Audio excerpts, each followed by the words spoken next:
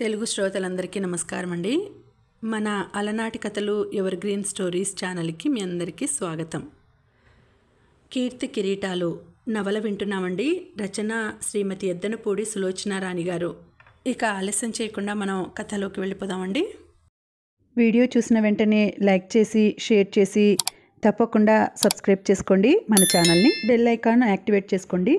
దాసు ధైర్యం తెచ్చుకోవడానికి వెర్రి ప్రయత్నం చేస్తున్నాడు. కిషోర్ దాసుని పట్టుకుని జేబులు తడిమి ఉత్తరం గాజులు తీసుకున్నాడు. ఏం దాసు, నీకు వచ్చిన కడుపు నొప్పి ఇదన్నమాట అన్నాడు. దాసు మాట్లాడలేదు. ఇలాంటి విపత్కర పరిస్థితుల్లో మూగతనం ఒక్కటే శ్రీరామ రక్ష అని అతనికి అనుభవపూర్వకంగా తెలుసు. కిషోర్ ఉత్తరం తీసి చదివాడు. అతని కళ్ళల్లో ఎర్రజీరలు తొంగి చూసినాయి. దాసు అన్నాడు పళ్ళు బిగిస్తూ. ఏం సార్, ధైర్యం తెచ్చుకుంటూ అడిగాడు. దీనికి నిన్నేం చేయాలి? మీ ఇష్టం సార్, కానీ ఆ చేసే ముందు ఒక్కటి ఆలోచించండి. మేం పేదవాళ్ళం, మీరిచ్చే జీతాలు మాకు చాలవు. మా కడుపు నిండాలంటే ఇలాంటి కక్కుర్తి పనులు చేయక తప్పదు. ఆ ఉత్తరంలో ఏముందో నాకు తెలియదు, కానీ అది స్వర్ణమ్మ గారికిస్తే అంత ఖరీదైన గాజులు నాకు దొరుకుతాయి. నా అవసరాలు కొన్ని వాటితో తీరుతాయి. అందుకని గడ్డి తింటావా? లేని వాళ్ళం ఏదో ఒకటి తినాలి కదా. భగవంతుడు మమ్మల్ని పేదవాళ్ళను చేస్తే మీ ఉన్నవాళ్ళు ఇలాంటి ఆశ పెట్టి దొంగలుగా మారుస్తున్నారు. ఇంత ఇదిగా పట్టుబడిన తర్వాత కూడా నీకు సిగ్గులేదా? సిగ్గెందుకు సార్, తెలియక చేసిన తప్పు కాదుగా. ఈ తప్పు నాది కాదు, నా ఆకలిది. నాకు చాలా అప్పులున్నాయి. ఒక్క 5,000 ఎక్కడైనా ఇప్పించమని మిమ్మల్ని ఎన్నాళ్ళ నుంచో బ్రతిమలాడుకున్నాను. కిషోర్ దాసుని కంపరంగా నకసిక పర్యంతం తీక్షణంగా చూశాడు. దాసు మాటలు నేర్చిన పనివాడు. వర్గ భేదాల గురించి చాలా లెక్చర్లు విన్న మనిషిలా ఉన్నాడు. ఇలాంటి వాళ్ళకి పేదరికం ఒక కవచం. దాని సాకుతో చేదల్చుకున్న పనులు చేసేస్తారు. దాసుతో తర్కించి ప్రయోజనం లేదు. కిషోర్ చూపుల్లో హఠాత్తుగా కఠినత్వం కరిగిపోయింది. మామూలుగా అయ్యాడు. చేతిలో ఉత్తరం మరోసారి చదివాడు. తర్వాత అది మడుస్తూ తలెత్తుతూ అన్నాడు. దాసు, భయపడకు. నిన్ను ఈ పని ఎందుకు చేశావు అని సంజాయిషి అడగటం లేదు. నిన్ను బెదిరించి ఈ ఉత్తరం తీసుకోవాలని అంతకంటే అనుకోవటం లేదు. ఇది నాకు కావాలి, నువ్వే ఇవ్వు. దాసు అయోమయంగా చూస్తున్నాడు. ఉత్తరం అతని చేతిలోనే ఉంది. ఇంకా ఇవ్వమంటాడేమిటి ఈ పెద్ద మనిషి అనుకున్నాడు. దాసు, ఈ ఉత్తరం నీ దగ్గర నుంచి నేను కొనుక్కోవాలని అనుకుంటున్నాను. ధర ఎంతో చెప్పు. సార్, దాసు తిక్కమక్కపడ్డాడు. అవును, నీ నమ్మకంతో అమ్మ దగ్గర నుంచి దీన్ని నువ్వు సంపాదించావు. నేను నీతో బేరం ఆడను, ఎందుకంటే ఇది నాకు చాలా విలువైనది. ఒక్క మాటలో చెప్పాలంటే నా భవిష్యత్ అంతా ఈ ఉత్తరం మీద ఆధారపడి ఉంది. నువ్వు నాకు చాలా మేలు చేశావు. కోమలి పాస్పోర్ట్ కోసం నేను అనుకోకుండా ఇంటికి రాకపోతే, నువ్వు రావటం ఆయా చూడకపోతే నాకు ఇదేమీ తెలిసేది కాదు. కిషోర్ చేతిలో ఉన్న ముత్యాల గాజులు అతని జోబులోకి తోసేశాడు. నీ అవకాశం, అదృష్టం నేనేం పాడు చేయను. ఆ గాజులు నీవే. ఈ ఉత్తరం నాకు ఇచ్చేయటానికి ఎంత కావాలో చెప్పు. దాసు బిగుసుకుపోయినట్టు చూడసాగాడు. కిషోర్ జేబులో నుంచి తాళం చెవులు తీసి డ్రాయర్ మీద పడేశాడు. ఆల్ రైట్, నాకు చెప్పవద్దు. ఆ బీర్వాలో డబ్బుంది. నువ్వు ఎంత వెల కట్టదలుచుకున్నావో తీసుకో, కానీ ఈ రహస్యం మాత్రం మన మధ్యనే ఉండిపోవాలి. ఈ ఒక్క ఉపకారం నువ్వు చేశావంటే నీ మేలు ఈ జన్మలో మర్చిపోలేను. దాసు తటపటాయించసాగాడు. తీసుకో దాసు, నాకు చాలా పనుంది, నేను త్వరగా వెళ్ళాలి. దాసు మీద డబ్బు అనే మాట ఎప్పుడూ మంత్రంలా పనిచేస్తుంది. ఇప్పుడు కూడా అదే జరిగింది. తాళం చెవులు తీసుకున్నాడు. 8వ నంబరున్న తాళం చెవి. కిషోర్ ఉత్తరం జేబులో పెట్టుకుంటూ చెప్పాడు. దాసు వణుకుతున్న చేతులతో బీరువా తెరిచాడు. అతని కళ్ళు జిగేలుమన్నాయి. అక్కడ డబ్బు బాగానే ఉంది. ఎంత తీసుకోవటం? 5,000? మరీ తక్కువ కదూ. 10,000 అయితే మరీ దురాశగా ఉంటుందేమో. దాసు మనసు 5,000 చాలు అంటున్నా చేతులు 10,000 తీసుకున్నాయి. ఆ డబ్బుని జేబుల్లో కుక్కుని కలలో మనిషిలా ఇటు తిరిగాడు. థ్యాంక్ యూ దాసు, ఈ పూట నుంచి నువ్వు నా దగ్గర డ్రైవర్వి కాదు. ఆ సంగతి తెలుసుగా? తెలుసు తడబడుతూ అన్నాడు. నీకు మళ్ళీ ఉద్యోగం దొరికే వరకు ఇది సరిపోతుందిలే. దాసు తల ఊపి వడివడిగా ఆ గది దాటి వచ్చేశాడు. పెద్దవాళ్ళ రహస్యాలంటే ఇంతే. ఒకరి వెనుక ఒకరు డబ్బు చేతుల్లో కుక్కుతారు. చిన్నప్పటి నుంచి కలవారి ఇళ్లల్లో అడపాదడపా ఇలాంటి పనులు చేయటానికి అలవాటు పడిన అతనికి ఇది చెడుగా అనిపించలేదు. అంతరాత్మ వేధించలేదు. దాసు వెళ్ళిపోగానే కిషోర్ మరోసారి ఆ ఉత్తరం చదివాడు. అది చదివిన కొద్దీ అతని మనసులో ఆవేశం పొంగి పళ్ళు పటపటలాడుతున్నాయి. బ్లడీ ఉమన్ అనుకున్నాడు కసిగా. ఏ పని అయినా ఇట్టే సాధించగలిగే తను ఎంత ప్రయత్నించినా ఆవిడ చేత ఆ వీలునామా ఎక్కడుందో చెప్పించలేకపోతున్నాడు. తన చేతుల నుంచి తప్పించుకుపోగలననే ఆవిడ నమ్మకం. అతని పెదవుల మీద క్రూరమైన చిరునవ్వు కదిలింది. ఫోన్ తీసి డయల్ చేయసాగాడు. దాసు స్వర్గంలో తేలిపోతున్నట్టు ఇంటికి వచ్చాడు. అతని చేతిలో కొత్త సూట్ కేస్, దాని నిండా ప్యాకెట్లు ఉన్నాయి. అతనికి ఎన్నాళ్ల నుంచో ఫారిన్ లిక్కర్, ఫారిన్ సిగరెట్లు కొనుక్కోవాలని ఆశ. అది ఈ రోజుకి నెరవేరింది. రెడీమేడ్ బట్టలు కొనేశాడు. టై, బూట్లు కూడా కొన్నాడు. అతనికి తీరాల్సిన కోరిక ఇక ఒక్కటే మిగిలిపోయింది. క్యాబ్రే డ్యాన్స్ చూడటం, అలాంటి డ్యాన్సర్తో ఒక్క రాత్రి గడపటం. అది ఇక్కడ సాధ్యం కాదు. బొంబాయి వెళ్ళిపోవాలి. అందుకు రెడీ అయిపోయాడు. దాసు లిక్కర్ బాటిల్ తీసి గ్లాసులో వంపుకున్నాడు. అతనికి పుట్టిన ఇన్నాళ్లకి తను ఒక మనిషిననే ఆనందం, సంతృప్తి కలుగుతున్నాయి. ఒక్క గుక్క తాగాడో లేదో వీధి తలుపు చప్పుడైంది. జానీ అప్పుడే వచ్చేసిందా? దాన్ని కూడా బొంబాయి తీసుకువెళ్ళాలి. అందుకే వెంటనే గదికి రమ్మనమని ఫోన్ చేశాడు. దాసు వెళ్ళి తలుపు తెరిచాడు. కానీ అతనికి ఎదురుగా వయ్యారాలు బోతూ హలో దాసు అంటూ జానీ నిలబడలేదు. ఎర్రటోపీలు ధరించి ఇద్దరు దాసుని లాఠీలతో లోపలకు చొచ్చుకొని వచ్చారు. వాళ్ల వెంట కాకి యూనిఫారం ధరించిన ఆయన ఉన్నాడు. దాసు పోలీసుల్ని చూడగానే కంగారు పడ్డాడు. ఏమిటి? ఎవరు కావాలి? వాళ్ళు దాసుని మిర్రి చూసి వెళ్ళి కొత్త పెట్టె తెరిచారు. అందులో డబ్బు, గాజులు కనిపించాయి. దొరికినాయి సార్, ఒక అతను అన్నాడు. మరో అతను చకచక డబ్బు లెక్క పెట్టాడు. 600 తక్కువ ఉంది సార్ అని చెప్పాడు. ఇదిగో కనిపిస్తున్నాయిగా. ఆ పెట్టెని, లిక్కర్ని, కొత్త బూట్లని చూపిస్తూ అన్నాడు ఇన్స్పెక్టర్. ఏమిటి మీరనేది? ఇవి నీకెక్కడివి? ఇవి నావే. అలాగా. నువ్వు కడుపు నొప్పి అనే వంక పెట్టుకొని కిషోర్ గారు కారులో తాళాలు మర్చిపోతే రహస్యంగా ఇంటికి వచ్చి బీరువా తెరిచి డబ్బు తీస్తుంటే ఆయా కేకలు పెడితే పారిపోయి రాలేదు? నేనా? దాసు గుండెల మీద చెయ్యి వేసుకున్నాడు. ఎంత అబద్ధం, ఎంత మోసం అన్నాడు కళ్ళనీళ్ల పర్యంతం అవుతూ. అబద్ధమో మోసమో స్టేషన్లో చెప్పుకుందువు గాని పదా. బీరువా మీద వేలిముద్రలు ఫోటో తీశారు. అవి వస్తే ఎవరు అబద్ధం చెప్పారో తెలుస్తుంది. నడు. హారిదేవుడా! దాసు తను తవ్వుకున్న గోతిలో తనే పడిన మనిషిలా చూడసాగాడు. కిషోర్ ఫారెన్ వెళ్తున్నది ఆ రోజే. పేపర్లో అతని ప్రయాణపు కార్యక్రమం గురించి విస్తృతంగా ప్రచారం జరిగింది. ఏ పనైనా ఆర్భాటంగా చేసి అదొక ప్రత్యేకమైన వార్తలా, నలుగురి నోళ్లల్లో నలిగేలా చేసే సామర్థ్యం కిషోర్కి చాలా ఉంది. టూర్ వెళ్లే వాళ్ళందరి ఫోటోలు పేపర్లో పడినాయి. స్వర్ణ మంచం మీద కూర్చుని పేపర్లో ప్రచురించిన ఆ ఫోటోలనే చూస్తోంది. ఎంత నిగ్రహించుకుందామనుకున్నా కన్నీళ్లు ఆగలేదు. ఈ రోజు కోసం తను ఎన్ని కలలు కన్నది. చివరికి తల్లికి కూడా ఎదురు తిరిగి ఆవిడ అసంతృప్తికి, కోపానికి గురి అయింది. కిషోర్ 12 గంటలకి వస్తానని ఫోన్ చేశాడు. స్వర్ణ తనకి తానే పదే పదే పాఠంలా అనుకోసాగింది. అతను వచ్చినప్పుడు ధైర్యంగా ఉండాలి, నవ్వుతూ వీడ్కోలివ్వాలి, ఏడుపు ముఖంతో ఉండకూడదు. అతను ఫారెన్లో ఉన్నప్పుడు తను గుర్తుకు వస్తే ఆనందంగానే ఉండాలి, చికాకు కలగకూడదు. మళ్ళీ 3 నెలల తర్వాత కానీ కలుసుకోరు. ఈ వీడ్కోలు మధురంగా మళ్ళీ మళ్ళీ జ్ఞాపకం చేసుకునేట్టుగా ఉండాలి. స్వర్ణ జడ వేసుకుంది. మనసులో నుంచి ఉత్సాహం తెచ్చుకుంది.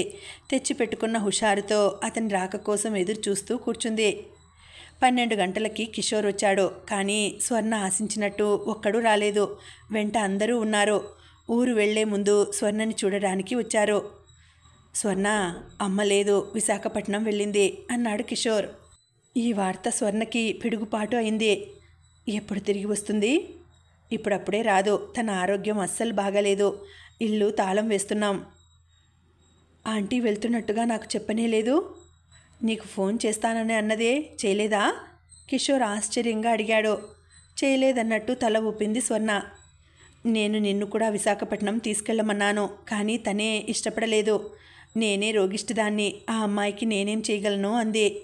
అయితే నేను ఇక్కడ మాత్రం నీకు బాధేముంది? మీ పిన్నేగా. నేను తిరిగి వచ్చే వరకు ఇక్కడే ఉండు. ఇవిగో నువ్వేదో జానపదాల టేప్స్ కావాలని అమ్మని అడిగావట కదా, నీకు ఇమ్మని ఇచ్చింది. కిషోర్ అట్టపెట్టని అక్కడ పెట్టాడు. ఆ తర్వాత వాళ్ళు ఎక్కువసేపు ఉండలేదు. అందరూ వెళ్ళిపోయారు.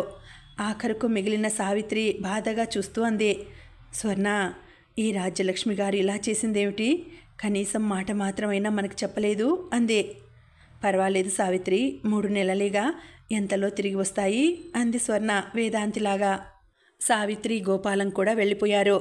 స్వర్ణ మనసంతా మూగబోయినట్టుగా ఉంది. ఆంటీతో కలిసి ఉండవచ్చునని ఆశ కూడా పక్షికి ఆఖరి రెక్కలా తెగిపోయింది. 3 నెలలు ఈ ఇంట్లో ఉండక తప్పదు. సరిగ్గా 3 గంటలకు ప్లేన్ బయలుదేరుతుందని చెప్పింది సావిత్రి. స్వర్ణకి భయంకరమైన భావన ఒకటి రాసాగింది. అంతులేని ఒంటరితనం, అందరూ తనని వదిలేసినటువంటి భయం. స్వర్ణకి మంచం మీద నుంచి దిగాలనిపించింది, వీధిలోకి నడవాలనిపించింది. ఆ మంచం ఒక నరకంలా దాని మీద నుంచి కదలకపోతే పిచ్చెక్కినట్లుగా అనిపించసాగింది. ఆ మంచం మీద నుంచి దిగటం, ఆ నరకం తప్పించుకోవటం, ఈ రెండూ సాధ్యం కావు. స్వర్ణ చేయి చాచి మంచం పక్కన పెట్టిన స్లీపింగ్ పిల్స్ తీసుకుంది. 2 ఒకేసారి వేసుకొని మంచినీళ్లు తాగింది. 5 నిమిషాల తర్వాత ఆరాటం తగ్గి మనసు హాయిగా అనిపించింది. కళ్ళ మీదికి నిద్ర రాసాగింది. అదే కన్న తల్లి స్పర్శలా ఉంది. స్వర్ణ, బ్యాంకులో డబ్బేమైనా ఉందిటే అమ్మాయి? పినతల్లి దగ్గరకు వస్తూ అడిగింది. లేదు పిన్ని, ఉన్నదంతా క్రిందటిసారి ఇచ్చేశానుగా అంది స్వర్ణ. అదిగో, ఆ మాట అంటేనే నాకు మంట. నీ ఆస్తి అంతా మాకు దోచిపెట్టినట్టు మాట్లాడతావేమిటి? అవసరానికి తీసుకున్నానే అనుకో, అది తప్ప? ఆవిడ చర్రుమంది. ఇందులో నేను అన్న తప్పు మాట మాత్రం ఏముంది పిన్ని? నీదంతా మేం కాజేసినట్టు వ్యంగ్యంగా ఉంది నీ ధోరణి. ఇన్ని రోజుల నుంచి నువ్వు ఉండి తింటున్నావు, నీకు ఖర్చు కావటం లేదు. మాదేమంతా ఉన్న కుటుంబం అని నిన్ను తల మీద పెట్టుకున్నావనుకుంటున్నావా? స్వర్ణ సహనంగా ఊరుకుంది. ఆవిడ ధోరణే అంతా. ఆవిడ మనసులో ఏదో చిరాకు ఉంటుంది. అదంతా ఇట్లా ఏదో సాకు పెట్టుకొని ఎవరినో ఒకరి మీద గయ్యమనటంతో తీర్చుకుంటుంది. సావిత్రి ఇచ్చి వెళ్ళిన డబ్బు 1 నెల రోజులు కాకముందే హారతి కర్పూరంలా అయిపోయింది. ఆ నెలలోనే ఆవిడ చిన్న కూతురు పురిటికి వచ్చింది. పెద్ద కొడుకు చిట్ ఫండ్ కంపెనీలో డబ్బు వాడేసుకుని అది కట్టకపోతే జైలుకు వెళ్లే ప్రమాదం వచ్చింది. చిన్న కొడుక్కి కాలేజీ ఫీజులు కట్టాల్సి వచ్చింది. అవసరం వచ్చినప్పుడల్లా స్వర్ణని అడిగేవారు. దగ్గర ఉంచుకొని లేదనటం, అందులో వాళ్ళ ఇంట్లో ఉంటూ స్వర్ణ వల్ల కాలేదు. అడిగినప్పుడల్లా లేదనకుండా ఇచ్చేసింది. అది అయిపోయిన తర్వాత స్వర్ణ ప్రాణం హాయిగా ఉంది. ఈ మధ్యనే పెద్ద కొడుకు కూతురు 5 సంవత్సరాల అమ్మాయి సుస్థి చేసి చనిపోయింది. పెద్ద కూతురు మళ్ళీ పురిటికి వస్తోంది. పింతల్లి ఈ సాకుతో స్వర్ణని ఇంకెవరింటికైనా తోసేయాలని విశ్వ ప్రయత్నం చేస్తోంది. కానీ అది ఫలించటం లేదు. పింతల్లి ఇంటికి స్వర్ణకి దూరం బంధువు అయిన జయలక్ష్మి వచ్చింది. ఆవిడ ఇందిరమ్మ గారు బ్రతికి ఉండగా చాలా ఉపకారాలు పొందింది. ఆవిడ కొడుకులిద్దరికీ ఇందిరమ్మ గారి పరపతి వల్లనే ఉద్యోగాలు వచ్చినాయి. స్వర్ణ పింతల్లి ఆవిడని స్వర్ణని తీసుకెళ్ళి ఉంచుకోమని కోరింది. మా ఇంట్లోనా? మాకెక్కడ వీలవుతుందమ్మా? కొడుకులు 2 పెళ్ళిళ్ళు అయ్యాయా, కోడళ్ళు వచ్చారు. అందులో మా చిన్న కోడలు ఉంది చూశావు, ఒట్టి కొరివి. మా భార్యాభర్తలే మా అమ్మాయి దగ్గరికి పోయి ఉండే పరిస్థితి వచ్చింది అంటూ కోడళ్ళ మీద సాకు పెట్టి తప్పించుకుంది. ఈవిడే కొడుకులకు ఉద్యోగం వచ్చినప్పుడు ఇందిరమ్మ గారితో, నా చర్మం ఒలిచిచ్చినా మీ రుణం తీరదు అన్న పెద్ద మనిషి. స్వర్ణ తనంతట తనే వరుసకి మేనమామ అయిన ఒక ఆయన్ని పిలిపించి అడిగింది.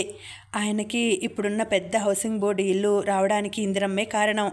దానికోసం ఆవిడ ఎన్నో 100 రూపాయలు లంచం పెట్టి వాళ్ళకి ఆ ఇల్లు వచ్చేలా చేసింది. కనీసం ఆ కృతజ్ఞతతోనైనా తన మాట కాదనలేడని స్వర్ణ ఆశపడింది. ఆయన చాలా తెలివిగా స్వర్ణ నొచ్చుకోకుండా తన అసమ్మతిని తెలియజేశాడు. మీ అత్తయ్య ఉద్యోగస్తురాలు, ఒక్క క్షణం తీరదని నీకు తెలుసు కదా. నాకెప్పుడూ రౌండ్స్ ఉంటాయి. ఇంట్లో ఎవ్వరూ ఉండరు. నిన్నుగాక నీ కోసం ఇంకో మనిషిని భరించే స్తోమత మాకు లేదు. ఏమీ అనుకోకమ్మా. నీకు సాయం చేయలేకపోతున్నందుకు చాలా బాధగా ఉంది అన్నారాయన. ఎవ్వరూ తనని దగ్గరకు తీయడానికి ఇష్టపడటం లేదని స్వర్ణకి బాగా తెలిసిపోయింది. 4 రోజులు ఉంచుకొని పంపివేద్దామని మంచితనం చూపినందుకు ఈ పీడ తన కాళ్ళకి చుట్టుకోవడంతో పింతల్లి చిరాకు మరింత ఎక్కువైంది. అస్వస్థత, ఒంటరితనం, ఒకరి మీద ఆధారపడ్డ జీవితం, ఎటు చూసినా కటిక చీకటిగా ఉంది స్వర్ణకి. సావిత్రి వెళ్ళినప్పటి నుంచి వెంటనే ఉత్తరాలు రాస్తూనే ఉంది. 1-2 జవాబులకు సమాధానం రాసింది స్వర్ణ. తర్వాత కవర్లకు చేతిలో డబ్బులు లేవు. అసలు రాయాలనే ఉత్సాహము లేదు. నానాటికి కాలు బాధ ఎక్కువ కాసాగింది. సరైన విశ్రాంతి, సరైన పోషణ లేక అనారోగ్యం మహమ్మారిలా పెరిగి స్వర్ణని మెల్లమెల్లగా కబలించసాగింది. కొత్తలో ఎవరెవరో చూడటానికి వచ్చేవారు. వారితో కాలక్షేపం అయినా జరిగేది. క్రమంగా అది అంతరించిపోయింది. ఇప్పుడు పలకరించే వాళ్ళు కూడా లేరు. స్వర్ణకి నిద్రమాత్రలే వీడని తోడు అయినాయి. ఎవరో వచ్చారే నీకోసం? పింతల్లి కేక పెట్టింది. ఎవరు పిన్ని? నిరాసక్తంగా అడిగింది. 22 సంవత్సరాల కుర్రాడు ఒకతను లోపలికి వచ్చాడు. అతను అపరిచితుడు. నమస్కారం అండి అంటూ అక్కడున్న స్టూల్ మీద కూర్చున్నాడు. స్వర్ణ అతన్నే చూస్తోంది. ఎంత ఆరోగ్యంగా ఉన్నాడు, ఎంత హాయిగా నడుస్తున్నాడు. స్వర్ణకి ఈ మధ్య ఆరోగ్యంగా ఉన్న ఎవరిని చూసినా ఈర్ష్యగా అనిపిస్తుంది.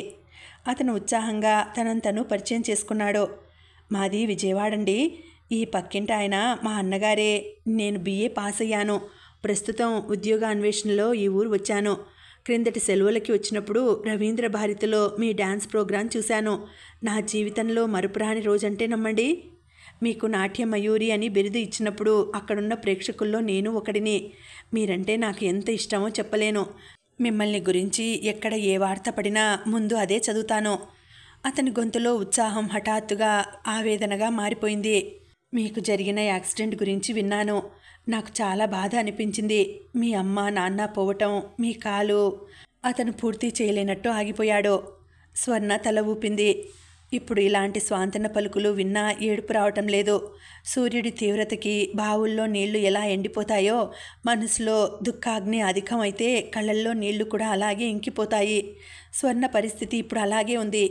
కాస్త మునిగితే చలి, పూర్తి నీళ్ళలోకి దిగితే ఏదీ ఉండదు.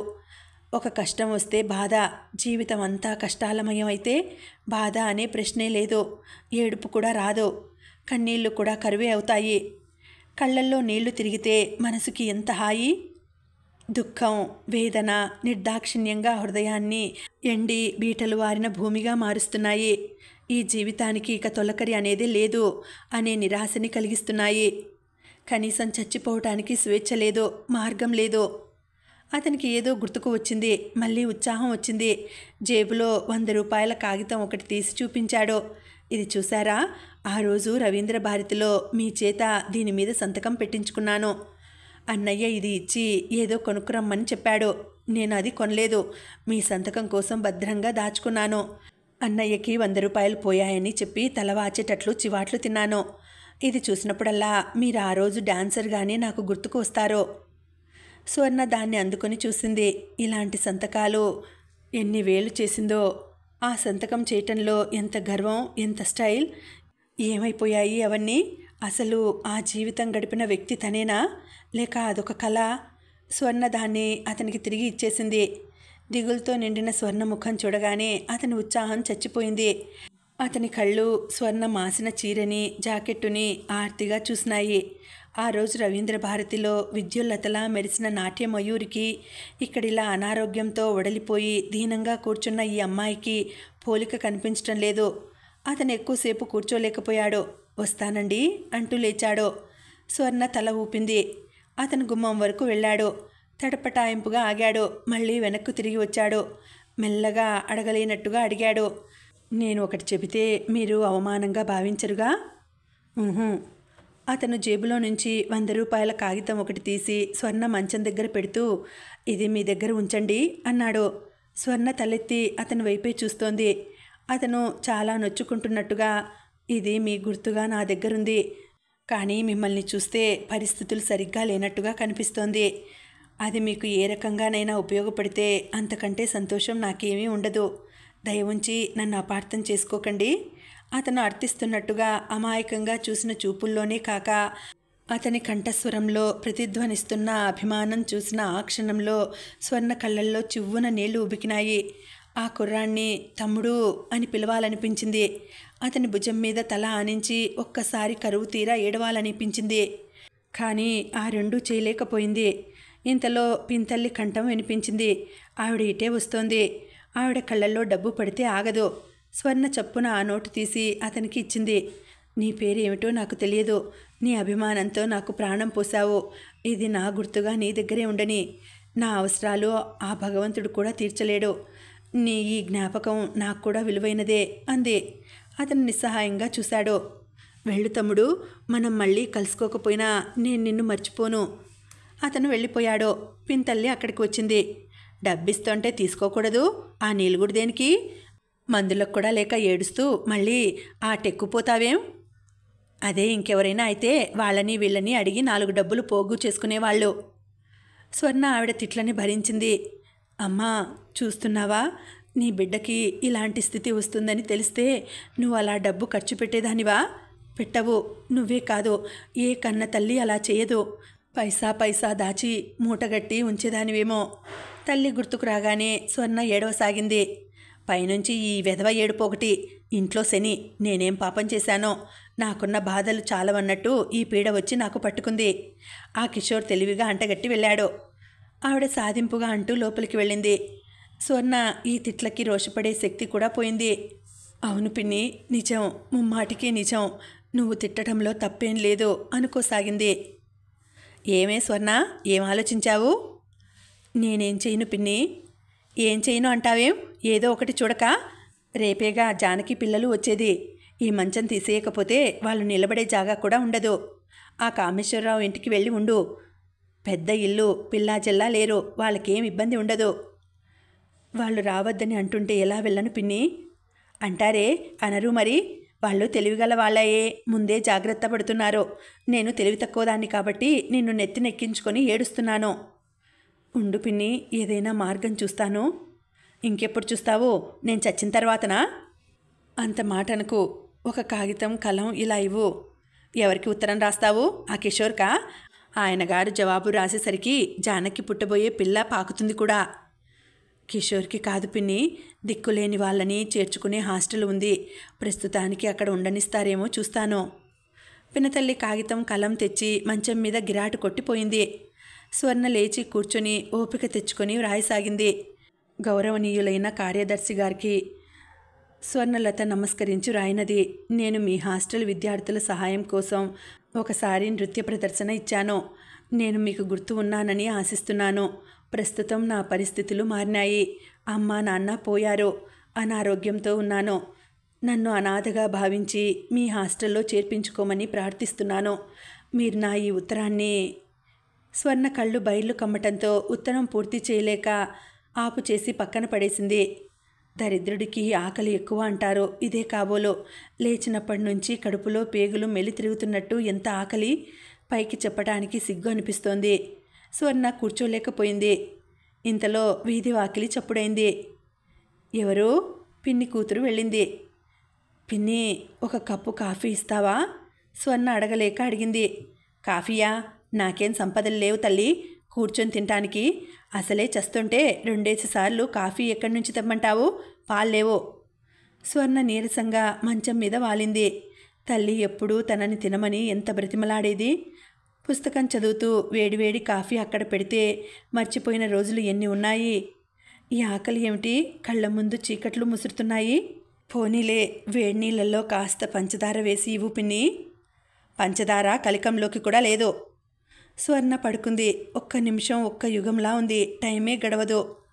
స్వర్ణ, ఎవరో పిలిచారు. మూసుకుపోతున్న కళ్ళని బలవంతంగా తెరిచింది. మంచం దగ్గర తేజ నిలబడి ఉన్నాడు. స్వర్ణ అతన్ని చూడగానే చప్పున లేచి కూర్చుంది. ఆ లేవటంలో కాలికి మంచం తగిలి ప్రాణం ఎగిరిపోయినంత బాధ కలిగింది. అయినా నవ్వుతూనే అతన్ని పలకరించింది. మీరా, ఎప్పుడొచ్చారు? ఈ పూటే. లోపల నుంచి పినతల్లి కంఠం కంగున వినిపించింది. మళ్ళీ ఎవరో తయారైనట్టున్నారు. వెధవ సంతైపోయింది. అసలే ఇల్లు చాలక చస్తుంటే. కామేశ్వరరావు గారు ఏమన్నారు? భర్త అన్నం తింటూ అడిగాడు. ఏమంటారు? ఈ కుంటిదాన్ని ఎవరు రాణిస్తారు?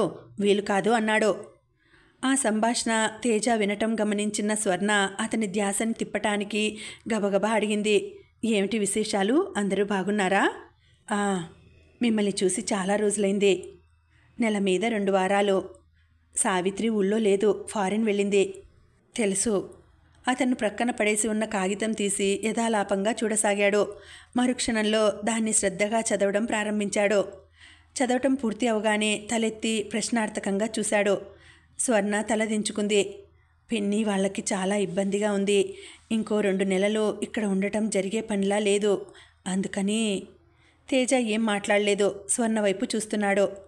ఈ శని ఇంట్లో కాలు పెట్టింది నా బిడ్డ కాస్త హరీమన్నది. పెద్ద కోడలు రాగం తీస్తోంది. ఊరుకోమ్మా ఊరుకో, అత్తగారు ఓదారుస్తోంది. ఏమిటా మొహమాటం నీకు?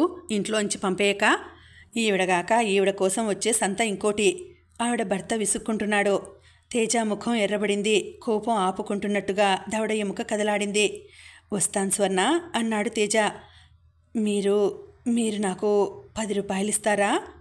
అతను లేవబోతున్న వాడల్లా కూర్చున్నాడు. స్వర్ణ సిగ్గుపడుతున్నట్లుగా చెప్పింది. కాలు చాలా బాధగా ఉంది. వారం రోజుల నుంచి కంటికి నిద్ర అనేది ఎరగను. ఏమీ అనుకోకండి. స్లీపింగ్ పిల్స్ వేసుకుంటే గానీ నిద్ర రావటం లేదు. కాలు నొప్పి భరించలేకుండా ఉన్నాను. లేచి కూర్చోవాలంటే కళ్ళు తిరుగుతున్నాయి. ఇంకో 2 రోజులు పోతే మంచంలోంచి మాత్రం కూడా లేవలేనేమో. స్లీపింగ్ పిల్స్ కొనుక్కుంటే ఆ అమ్మాయి అవి ఎందుకు అడుగుతోందో అతనికి అర్థమైపోయింది. ఇప్పుడే వస్తాను స్వర్ణ. చేతిలో కాగితం జేబులోకి తోసి అక్కడి నుంచి వేగంగా వెళ్ళిపోయాడు. స్వర్ణ మంచం మీదకి వాలిపోయింది. నోరు తెరిచి దేవురించి అడిగినా అతను ఇవ్వలేదు. స్నానం చేసి 4 రోజులైంది. లేచి కూర్చునే ఓపిక లేదు. ఇలా క్షణక్షణం మృత్యువు దగ్గరికి దేకుతూ వెళ్లే కంటే ఒక్కసారి చెంగున ఎగిరి గంతులేసి వెళ్ళినట్టుగా దాన్ని కౌగిల్లో చేరుకుంటే ఎంత హాయి. అతను ఒక్క 10 రూపాయలు ఇచ్చి ఉంటే ఎంత బాగుండేది. కళ్ళు కూరుకుపోతున్నాయి. చెవుల్లో హోరు. అమ్మయ్య, నిద్ర వస్తోంది. హాయిగా ఉంది. స్వర్ణ, ఎవరో పిలుస్తున్నారు. ఎవరు? లేచి కూర్చో. నాకు ఓపిక లేదు. కాస్త తెచ్చుకో, ఇంటికి వెళదాం. ఇంటికా? నాకు ఇల్లు కూడా ఉందా? ఉంది. నేను తీసుకువెళ్ళటానికే వచ్చాను. ఎవరో గట్టిగా కుదిపి బలవంతంగా భుజాలు పట్టుకొని లేపి కూర్చోపెట్టారు. ఎవరో స్వర్ణని స్టెథోస్కోప్తో పరీక్ష చేస్తున్నారు. డాక్టర్, ఈ గుండె ఆగటానికి ఇంకెన్ని రోజులు పడుతుంది? ఈ నరకంలో నేను ఇంకెన్నాళ్ళు ఉండాలి? డెనీరియం స్టేజ్ వస్తుంది ఈ అమ్మాయికి. ప్రయాణం తట్టుకోగలదా? నేను మందులిస్తాను, పర్వాలేదు. కానీ అక్కడికి వెళ్ళగానే మాత్రం మంచి డాక్టర్కి చూపించండి. ఆ కాలుకి వెంటనే వైద్యం జరగాలి. అతను ఇంజెక్షన్ ఇస్తూ అన్నాడు. అలాగే డాక్టర్. స్వర్ణ మళ్ళీ పడుకోబోతుంటే తేజ ఆపాడు. స్వర్ణ, స్లీపింగ్ పిల్స్ తెచ్చాను. మూసుకుపోతున్న ఆ కళ్ళు తెరుచుకోవడానికి ప్రయత్నించాయి. ఏవి? ఎక్కడా? ఇవిగో. అతని చేతికిచ్చాడు. 2 ఒక బాటిల్ కావాలి. ఇస్తాను. ఇప్పటికీ ఇవి వేసుకో. డాక్టర్ ఇచ్చిన మందులు ఇచ్చి వేసుకునేలా చేశాడు. ఈ లోపల ఇంట్లో అందరూ వచ్చి అక్కడ మూగారు. ఎవరినైనా నువ్వు? పినతల్లి ఆరా తీసింది. స్వర్ణకి కావలసిన వాడిని తీసుకెళ్ళటానికి వచ్చాను. ఇన్నాళ్ళు ఎక్కడికి వెళ్ళావు? తీసుకెళ్ళదలుచుకున్న వాడివి ముందుగా మాతో చెప్పనవసరం లేదా? ఇప్పుడు చెబుతున్నానుగా. స్వర్ణ సామాన్ ఏమైనా ఉంటే బయట పెట్టండి. అతని ముఖం చూస్తే ఇంకో ప్రశ్న అడిగితే కొట్టేటట్టున్నాడు. అందుకే అందరూ మౌనం వహించారు. స్వర్ణ, బయట ట్యాక్సీ ఉంది. ఆలస్యం చేయకు. స్వర్ణ లేచింది. కానీ నిలబడలేకపోయింది. అతను భుజం చుట్టూ చెయ్యి వేసి పట్టుకున్నాడు. ఒక్క అడుగు వేసిన స్వర్ణ ప్రాణం ఎగిరిపోయినట్టుగా మూలిగింది. అబ్బా, నేను నడవలేను. నన్ను పడుకోనియండి. మళ్ళీ మంచం వైపు తిరిగింది. అతను ఆపు చేశాడు. నడవగలవు, పదా అన్నాడు. ఏమిటయ్యా నీ ధోరణి? ఆ పిల్లని తీసుకుపోతున్నావు, బాగానే ఉంది. కానీ ఆవిడగారు ఇక్కడ ఇవ్వాల్సిన బాకీలున్నాయి. వాళ్ళకి నేనేం చెప్పను? తేజ ఎడం చెయ్యి జేబులోనికి పోనిచ్చి డబ్బు తీసి ఆవిడ చేతిలో పెట్టాడు. అవి 200 ఉన్నాయి. ఆ పైన ఇంకా ఇవ్వాల్సి ఉంటే నాకు ఉత్తరం రాయండి. విజిటింగ్ కార్డు కూడా తీసి ఆవిడ వైపు పడేశాడు. అందరూ వింత దృశ్యం చూస్తున్నట్టుగా వీధి వాకిట్లోకి వచ్చారు. తేజ స్వర్ణని తీసుకెళ్లి ట్యాక్సీలో వెనక సీట్లో కూర్చోబెడుతుండగా పినతల్లి ఒక అట్టపెట్టే ఒక సూట్ కేసు తెచ్చి అక్కడ సీట్ మీద పడేసింది. అట్టపెట్టే మూత విడిపోయి అందులో ఉన్న టేప్స్ అన్నీ చిందరవందరగా పడ్డాయి. తేజ అవన్నీ తీసి అట్టపెట్టెలో సర్ది ఆ 2 పెట్టెల్ని ముందు సీట్లో పెట్టాడు. తను వెనక సీట్లో కూర్చొని డోర్ వేస్తూ, పోనీ డ్రైవర్ అన్నాడు. ట్యాక్సీ హైదరాబాద్ సిటీని వదిలేసి విజయవాడ రోడ్డు మీద రివ్వున పరిగెత్తుతోంది. వెనక సీట్లో కూర్చొని ఉన్న తేజ కిటికీ మీదకి ఒరిగిపోయిన స్వర్ణ భుజాలు పట్టుకుని దగ్గరకు తీసుకొని తన ఒడిలోకి వచ్చేట్టుగా పడుకోబెట్టుకున్నాడు. డాక్టర్ ఇచ్చిన మందులు పనిచేసినట్టున్నాయి. ట్యాక్సీ కుదుపులకి అటూ ఇటూ కదిలినా కాలు బాధతో మూలగకుండా నిద్రపోతోంది. ట్యాక్సీ వెనక్కు ఆనుకొని కూర్చున్న తేజ జేబులోనికి చెయ్యి పోనించి ఒక ఉత్తరం తీసి మళ్ళీ చదువుకోసాగాడు. అది సావిత్రి వ్రాసింది. అందులో ఇలా ఉంది: అన్నయ్య గారికి మీరు రాసిన ఉత్తరం అందింది. చాలా కృతజ్ఞతలు. మేం కులాసాగా ఉన్నాం. స్వర్ణ దగ్గర నుంచి బొత్తిగా ఉత్తరాలు లేవు. నాకు చాలా భయంగా ఉంది. ఆ రాజ్యలక్ష్మి గారు ఇట్లా చేస్తుందంటే నేను అస్సలు స్వర్ణని వదిలి వచ్చేదాన్ని కాదు. నా ఈ ఉత్తరం అందిన వెంటనే మీరు హైదరాబాద్ వెళ్ళి స్వర్ణం చూసి ఎలా ఉందో వ్రాయగలరు. తనకి అక్కడ బాగా లేదంటే మేము వచ్చే వరకు మీ దగ్గరికి తీసుకువెళ్ళి అట్టి పెట్టుకుంటే నేను చాలా సంతోషిస్తాను. ఈ సాయం మీరు నాకు తప్పక చేయగలరు. మీ జవాబు కోసం ఎదురు చూస్తూ ఉంటాను. మీ చెల్లెలు సావిత్రి. ఆ ఉత్తరం చదవటం పూర్తి అవగానే తేజ నిట్టూర్చాడు. సావిత్రి ఈ ఉత్తరం రాయకపోతే తను స్వర్ణని చూడటానికి వెళ్ళేవాడే కాదు. తనకేం తెలుసు స్వర్ణకి అయిన వాళ్ళందరూ ఉన్నారని అనుకున్నాడు. ఆ రోజు నర్సింగ్ హోంలో వాళ్ల సంభాషణ విన్న తర్వాత ఇక స్వర్ణ సంగతే గుర్తు చేసుకోకూడదు అనుకున్నాడు. అతని ఒడిలో నుంచి స్వర్ణ తల జారిపోయింది. తేజ స్వర్ణని ఎత్తి దగ్గరకు తీసుకున్నాడు. స్వర్ణ తల అతని గుండెలకి ఆనింది. ఆ క్షణంలో తను ఎక్కడుందో, ఎవరితో ఎక్కడికి వెడుతోందో పూర్తిగా స్పృహ లేకుండా ఉన్న స్వర్ణని చూస్తుంటే అతని మనసు రెపరెపలాడింది. తను అడుగు పెట్టగానే ఆ ఇంట్లో స్వర్ణ కాఫీ కోసం అడగటం, పినతల్లి చిరాకు పడటం, ఆ తర్వాత జరిగిన సంభాషణ గుర్తుకు వచ్చింది. అతని మనసులో ఉన్న సంకోచాలన్నీ దూరమైనాయి. స్వర్ణ మెడ చుట్టూ చెయ్యి వేసి ఆ తలని మరింత దగ్గరికి హత్తుకున్నాడు. నీకందరూ ఉన్నారనుకున్నాను స్వర్ణ, అందుకే దూరంగా ఉండిపోయాను. నువ్వింత బాధపడుతున్నావని నాకు తెలియలేదు. తెలిసి ఉంటే ఇన్నాళ్ళు ఊరుకుండేవాడినే కాదు అనుకోసాగాడు. సాయం సంధ్య దిగంతాల వరకు కెంజాయి రంగుతో రంగవల్లులు దిద్దుతోంది. ఆ అందం, నైపుణ్యం చూసి మెచ్చుకోలుగా తలలు పంకించినట్టుగా కొబ్బరి ఆకులు మెల్లగా కదులుతున్నాయి. దొడ్లో వేప చెట్టు మీద చేరిన పిట్టలు కువకువ శబ్దం చేస్తున్నాయి. ఎదురుగా వేణుగోపాలస్వామి ఆలయంలో నుంచి జేగంటలు వినిపిస్తున్నాయి. స్వర్ణ డాబా మీద ఆరుబయట పడకుర్చీలో కూర్చుని ఉంది. తల క్రింద 2 దిండ్లు ఎత్తిపెట్టి ఉన్నాయి. గ్రీష్మ తాపానికి వడలి ఎండిపోవడానికి సిద్ధమైన లత తొలకరి జల్లుకి ప్రాణం పోసుకొని నేవళం సంపాదించుకున్నట్టుగా హైదరాబాద్ నుంచి వచ్చేటప్పుడు స్పృహలేని స్థితిలో అనారోగ్యంతో కూర్చోవటానికి, నిలబడటానికి కూడా శక్తి లేనట్టుగా ఉన్న స్వర్ణని విద్యాపురం వచ్చిన వారం రోజులకే తేజ విజయవాడ నుంచి తీసుకువచ్చి చూపించిన ప్రసిద్ధుడైన డాక్టర్ వైద్యంతో రాత్రింబవళ్ళు రత్తమ్మ కంటికి రెప్పలా కాపాడుతూ చేసిన సేవలతో ఏసేబు అల్లరి చిల్లరి పనులు, చిలిపి పనులు చేసి పకాలన నవ్వు తెప్పించే సంఘటనలతో కాస్తగా కోలుకోసాగింది. స్వర్ణ శరీరంలో మాసిపోయిన లావణ్యం తిరిగి సంతరించుకోవడం ప్రారంభించింది. మనసుకి విశ్రాంతి చిక్కి కంటి నిండా నిద్ర రాసాగింది. తేజ అతనికి ఏం ఫీజు ఇస్తానని చెప్పాడో ఏమో గాని డాక్టర్ రోజు విడిచి రోజు సాయంత్రం వేళ వచ్చి చూసి వెళుతున్నాడు.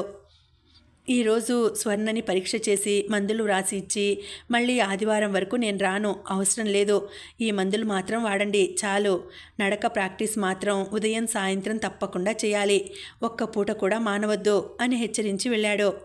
తేజ ఆయన్ని సాగనంపటానికి క్రిందకి వెళ్ళాడు. రత్తమ్మ పైకి వచ్చింది.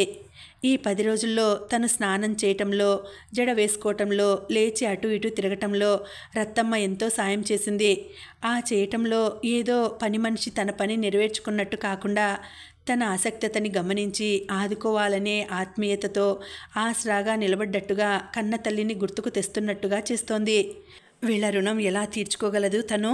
ఆ రోజు తేజ బలవంతంగా ఇక్కడకు తీసుకురాకపోయినట్టయితే ఈ పాటికి తను ఎలాంటి స్థితిలో ఎక్కడుండేదో. ఒంటి మీద స్పృహ లేని స్థితిలో తను తీసుకువచ్చేయబట్టి సరిపోయింది. ఒంటి మీద తెలివి ఉంటే తాను ఒప్పుకునేదా?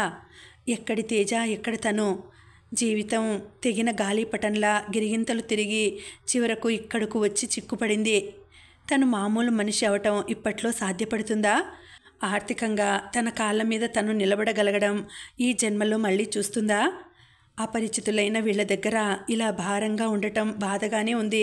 కానీ ఇక్కడి నుంచి వేరే వెళ్ళటానికి చోటు కూడా లేదు. జీవితం వక్రించింది. అదృష్టం మారింది. పరిస్థితులు తిరగబడినాయి. తాను నిస్సహాయంగా చూడటం మినహా ఇంకేం చేయలేకపోతోంది.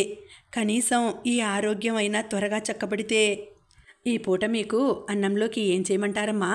రత్తమ్మ దగ్గరికి వస్తూ అడిగింది. డాక్టర్ అన్నీ తినవచ్చునని చెప్పారు. నా కోసం ఇక ప్రత్యేకంగా ఏది చేయవద్దు. నువ్వేది చేస్తే అది తింటాను. నేను ఎలాగూ ఏదో ఒకటి చేయాలి కదమ్మా. ఆ చేసేదేదో మీకు ఇష్టమైనదే చేస్తే పోతుంది కదా. ఇంతలో తేజ కూడా పైకి వచ్చాడు. రత్తమ్మ, అమ్మాయి గారిని కాసేపు నడిపించు అన్నాడు. ఇప్పుడా? వద్దు వద్దు, రేపు నడుస్తాను అంది స్వర్ణ. కానీ నిలబడాలంటేనే ప్రాణం పోయినంత బాధగా ఉంది.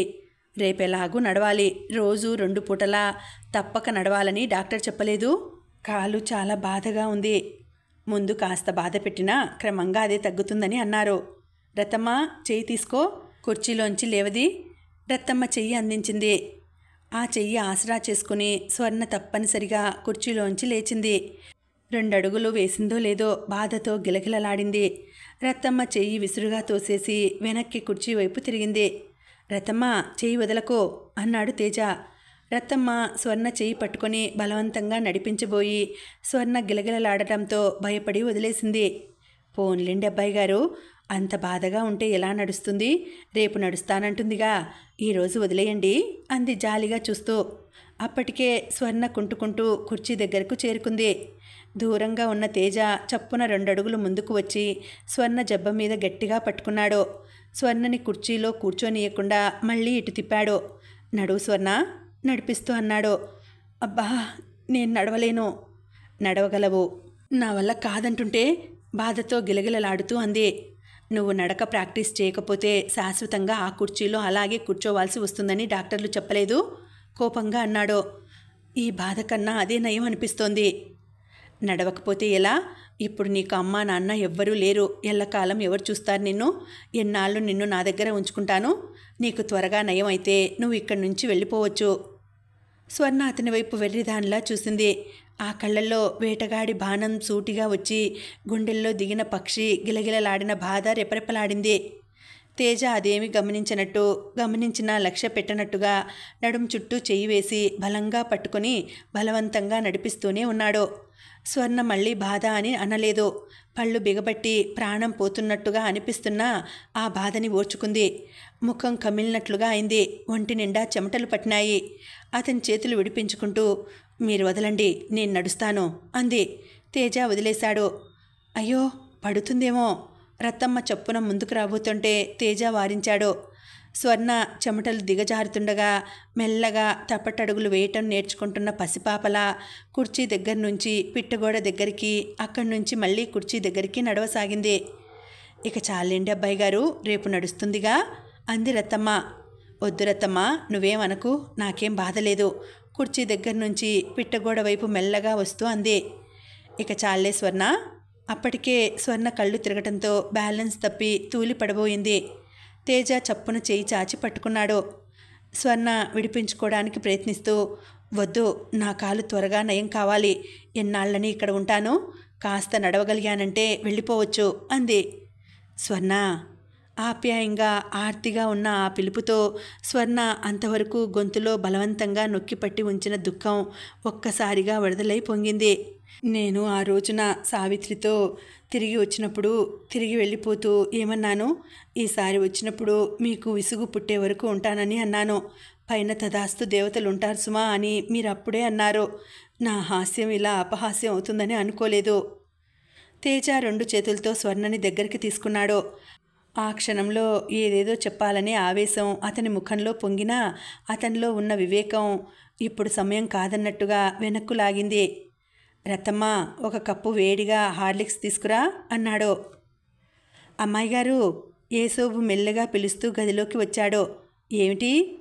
నాకు ఒక లెక్క రాదు, మీరు కొంచెం చెబుతారా? అబ్బాయి గారు వచ్చేసరికి అన్నీ చేసి ఉంచకపోతే నన్ను తంతారు. నాకు లెక్కలు అంతగా రావే, మరి తీసుకురా చూస్తాను. ఏసోబు తూనీగలాగా వెళ్ళి పుస్తకాలు తెచ్చుకున్నాడు. స్వర్ణ చేతికి వాటిని ఇచ్చి బుద్ధిమంతుల్లా కుర్చీ పక్కన నిలబడ్డాడు. స్వర్ణ వాడి దస్తూరి నీట్గా ఉన్న ఆ క్రమపద్ధతి చూసి ఆశ్చర్యపోయింది. ఇవన్నీ నువ్వు చేసినవేనా? ఇది నీ చేతివ్రాతేనా? నాదే. చాలా బాగుంది. నీ అల్లరి చూస్తే నీకు ఇంత చదువు వస్తుందని ఎవ్వరూ అనుకోరు. ఈ ఊళ్ళో టీచర్లు పిల్లలకి చాలా బాగా చదువు నేర్పుతారన్నమాట. స్కూల్లోనా? అదేం కాదు, ఇదంతా మా అబ్బాయి గారు నేర్పిందే. నేను ఇంత బాగా రాశానని మీరు అంటున్నారు కానీ మా అబ్బాయి గారు ఎప్పుడూ అనరు, నేను ఇంకా బాగా వ్రాయాలట, ఇంకా పెద్ద పెద్ద చదువులు చదవాలట, సూటు బూటు వేసుకునే ఉద్యోగం, పెద్ద ఉద్యోగం చేయాలట. అబ్బాయి గారు ఎందుకు చదువుకోలేదు మరి? నవ్వు ముఖంతో అడిగింది. చదువుకోవాలని ఉండేదట, కానీ కుదరలేదట. అందుకని మా అబ్బాయి గారి చదువు కూడా నేనే చదివేయాలి. అమ్మాయి గారు ఏం చేస్తున్నారు, పడుకున్నారా అంటూ రత్తమ్మ అక్కడికి వచ్చింది. రత్తమ్మని చూడగానే ఏసేపు కబుర్లు మానేసి 2 చేతులు కట్టుకొని పాఠం చెప్పించుకుంటున్న కుర్రాడిలా బుద్ధిమంతుడిలా నిలబడ్డాడు. ఏం రత్తమ్మ? స్వర్ణ ఏం కావాలి అన్నట్టు అడిగింది. చిన్న పని చేసి పెట్టండమ్మా. రత్తమ్మ చేతిలో బొత్తిగా ఉన్న ఉత్తరాల కట్ట స్వర్ణ చేతిలో పెట్టింది. ఇందులో కాశీ నుంచి తాతగారు రాసిన ఉత్తరం కాస్త చూసి పెట్టండి. మా అమ్మాయి గారు తనకి ఆ ఉత్తరం పంపమని రాశారు.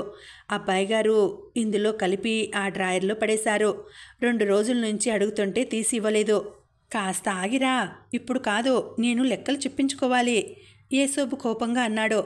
నువ్వు నోరు మూసుకో, నీతో ఎవరు మాట్లాడలేదు. రత్తమ్మ కసిరింది. ఏసోబు పెదవులు బిగించి నోరు మూసుకొని చూపించాడు. నువ్విలా నోరు మూసుకో చూద్దాం. పళ్ళు బయట పెట్టి చూపించి ఆవిడ ఎత్తుపళ్ళని వెక్కిరిస్తూ అన్నాడు. రత్తమ్మ చెయ్యి ఎత్తింది. అడ్డగాడిదా, సిగ్గులేని విధవా. సిగ్గు నీకు చాలా ఉంది పాపం. రవిక లేకుండా నూతి దగ్గర స్నానం చేస్తావు గాని.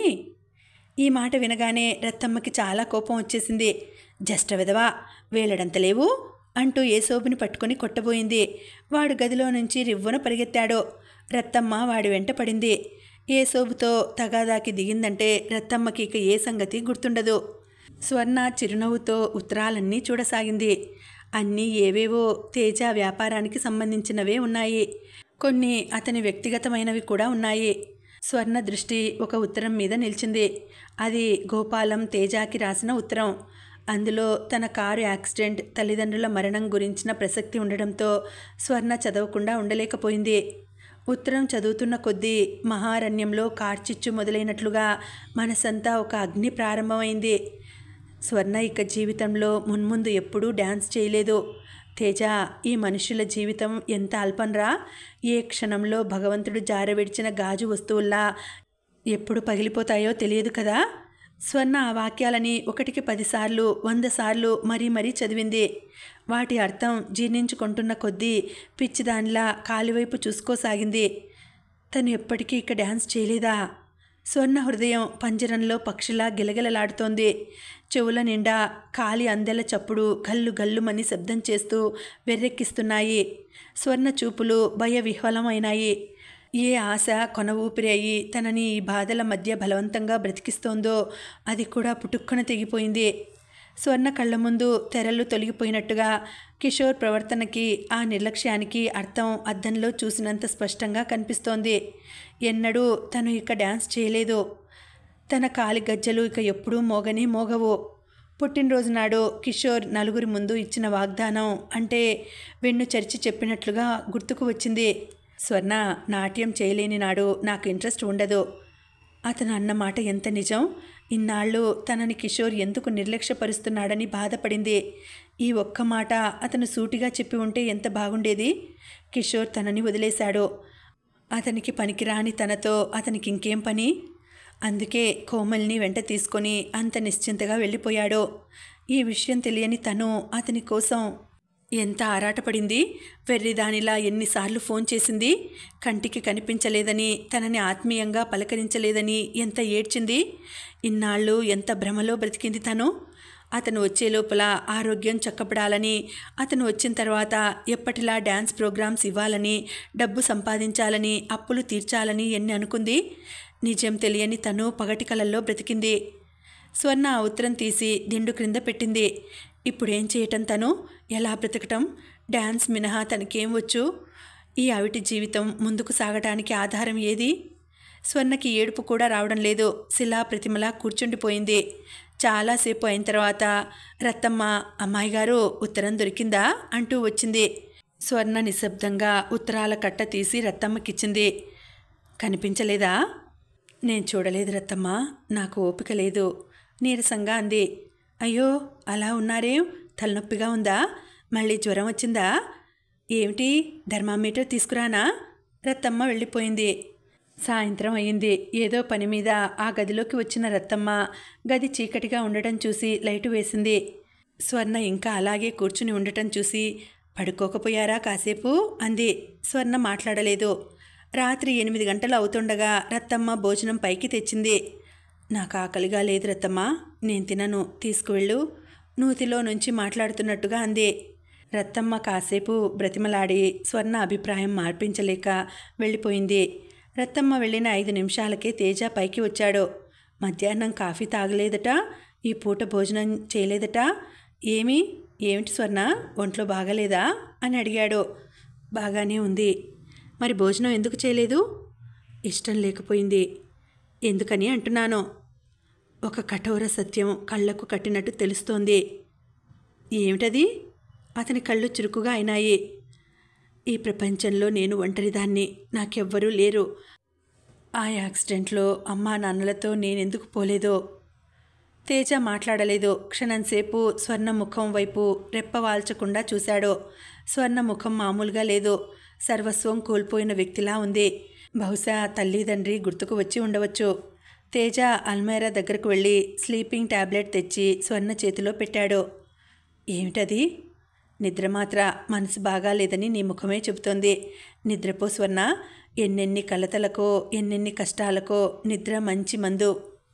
తేజ గ్లాసులో మంచినీళ్లు పోసి తెచ్చి ఇచ్చాడు. తేజ గదిలో నుంచి వెళ్ళిపోయాడు. స్వర్ణ నీళ్లల్లో కరుగుతున్న నిద్రమాత్రని రెప్పవాల్చకుండా చూడసాగింది. గ్లాసులో ఆ నీళ్లు హఠాత్తుగా పెద్ద ప్రవాహంలా సుడి తిరుగుతున్నట్టుగా మారి కనిపించసాగింది. నిద్రమాత్ర వాటిలో తేలిపోతూ కరిగిపోతూ క్రమంగా తన ఉనికిని కోల్పోయి నీళ్లల్లో ఐక్యం అయిపోయింది. తేజ మంచి నిద్రలో ఉన్నాడు. రత్తమ్మ అతన్ని కుదుపుతూ అబ్బాయి గారు అంటూ కంగారుగా పిలిచింది. ఏమిటి రత్తమ్మ? లేచి అడిగాడు. ఆ అమ్మాయి గారు లేరండి, ఎక్కడికి వెళ్ళిందో ఏమిటో కనిపించలేదు. తేజ నిద్రమత్తు వదిలిపోయింది. ఎవరు? స్వర్ణేనా? అవునండి, నేను 1కి వెళ్ళటానికి లేస్తే తను మంచం మీద లేదు. నన్ను లేపకుండా బాత్రూంకి వెళ్ళిందేమోనని వెళ్ళి నీళ్ల గదిలో చూస్తే ఆ తలుపులు తెరిచే ఉన్నాయి, అక్కడ లేదు. ఒకవేళ నిద్ర పట్టక క్రిందకు దిగిందా అని వచ్చి క్రిందంతా వెతికాను, ఎక్కడా లేదు. డాబా మీద ఆరుబయట పడక్కుర్చీలో పడుకుందేమో, సరిగ్గా చూసావా? చూశాను. నాకేమిటో భయంగా ఉంది. అసలు మధ్యాహ్నం నుంచి తను సరిగా లేదు, పిలిచినా మాట్లాడకుండా కూర్చుంది. తేజ లేచి వచ్చి పైన అంతా వెతికాడు. స్వర్ణ ఎక్కడా లేదు. ఏమై ఉంటుంది? తను నడవను కూడా నడవలేదు కదా అంది రత్తమ్మ. ఇంకా ఉందండి, కథ కొనసాగుతుంది. మళ్ళీ వచ్చే వీడియోలో తర్వాతి భాగం వినేద్దామండి. అంతవరకు సెలవు. నమస్తే.